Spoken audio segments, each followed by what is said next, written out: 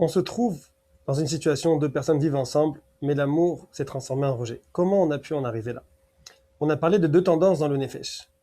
La Ahavat Hashoné, c'est la catégorie de personnes qui ont basé la relation sur la différence. Le problème, c'est que tous ces points de différence qui au début ont engendré un lien d'amour, avec la force de l'habitude, ces liens, ces points vont disparaître parce que le Nefesh va s'habituer à ces différences-là. Et c'est-à-dire que le Shoné dans le Nefesh, ce qui est différent va devenir domé, va devenir ressemblant. À partir de là, je n'ai plus de hitpalut, je n'ai plus d'émerveillement. Et il n'y a plus rien. Le lien étant un lien forcé puisqu'ils vivent ensemble, c'est comme une personne qu'on oblige à manger sa quatrième pizza.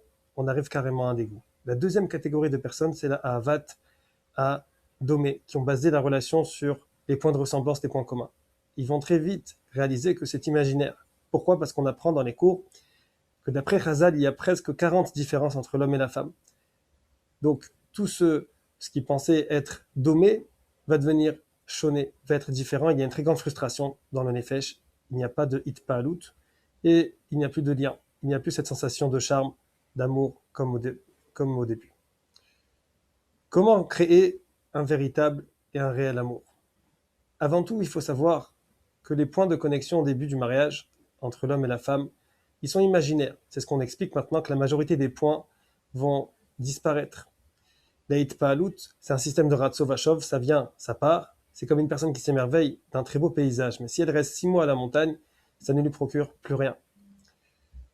La hitpaalout, elle se trouve dans le tronc cérébral qui lui commande le système émotionnel et sécrète les hormones, notamment les dopamines, qui procurent la sensation de plaisir chez l'homme. La hitpaalout procure une sensation de plaisir chez l'homme, mais avec répétition, ça se transforme en rejet. La Torah nous dévoile qu'il y a une autre sorte d'amour que lui, quand on l'actionne, on arrive à quelque chose qui ne s'arrête pas, qui est éternel. De quoi s'agit-il? C'est ce qu'on appelle le lien du Etzem, l'essence même du lien. Pour comprendre cette chose-là, on doit repartir en arrière dans le premier mariage de l'histoire, celui de Adam, Arishon et Chava. C'est écrit à leur sujet Zot apa'am etzem ma'atzamai basar me besari dasot ikare isha kimeish lukachazot. La Torah départage les trois sortes de liens. Etzem ma'atzamai, c'est l'essence même du lien. C'est ce qu'on est en train de parler maintenant. C'est le lien, le etzem. Basar me besari, la chair de ma chair, c'est la catégorie de la ressemblance du nommé. Alzot ikare isha kimeish lukachazot, c'est la catégorie du shoné, de la ressemblance. Le système du lien de Etzem ne fonctionne pas avec une hitpaalout. Lui, il consiste à planter une graine qui va germer et qui va faire pousser doucement mais sûrement un arbre qui sera indéracinable. Peut-être que cette graine, elle est moins visible, elle fait moins de bruit, mais c'est une valeur sûre, c'est une valeur éternelle. Le soir du Seder, on doit réveiller le lien entre le peuple d'Israël et Akadosh Baruch Hu. C'est l'anniversaire de la naissance du peuple d'Israël.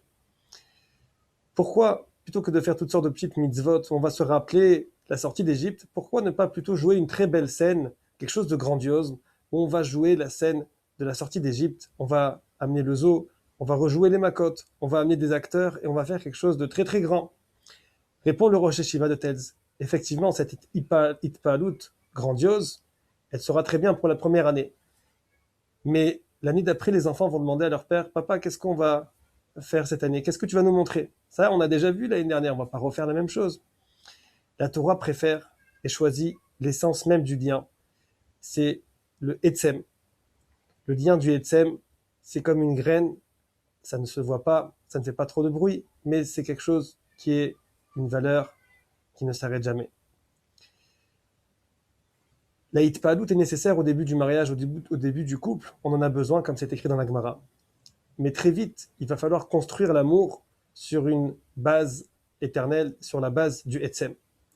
C'est pour ça d'ailleurs que dans le public religieux, avant les rencontres, on fait très attention de soigneusement vérifier les deux parties. Pourquoi? Parce que dès que la hitpaalout se réveille, l'intellect part à la retraite, comme on explique dans les cours. En quoi consiste ce système de Etzem? Comment créer un véritable amour avec le lien de la Torah, le Etzem?